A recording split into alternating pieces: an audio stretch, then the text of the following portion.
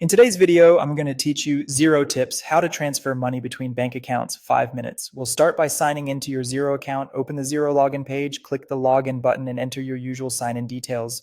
Once your credentials are in, click login again to access your organization. If you use multi-factor authentication, complete that as you normally would.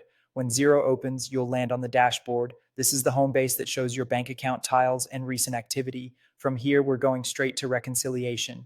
On the bank account that shows the movement you want to process, choose Reconcile Items. This takes you to the bank reconciliation screen where each line is a bank statement item waiting to be coded.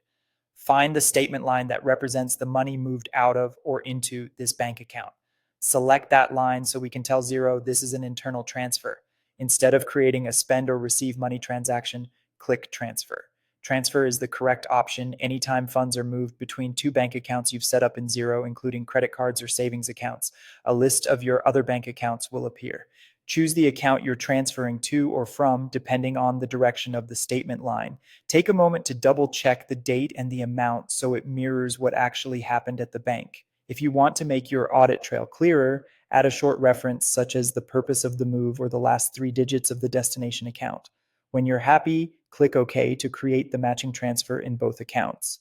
Next, let's confirm the result. Go to Account Transactions for the bank account and locate the transaction you just processed. Open it, click More, and select Mark as Reconciled. Xero will ask you to confirm, so click Mark as Reconciled again. This locks in the match between the statement line and the transfer you created, keeping your bank balance and account balance aligned. That's it.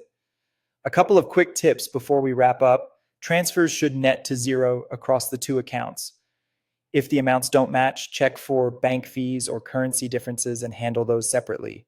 Clear references now save time during reporting and year-end reviews. Thanks for watching, and feel free to replay any part if you want to follow along in real time.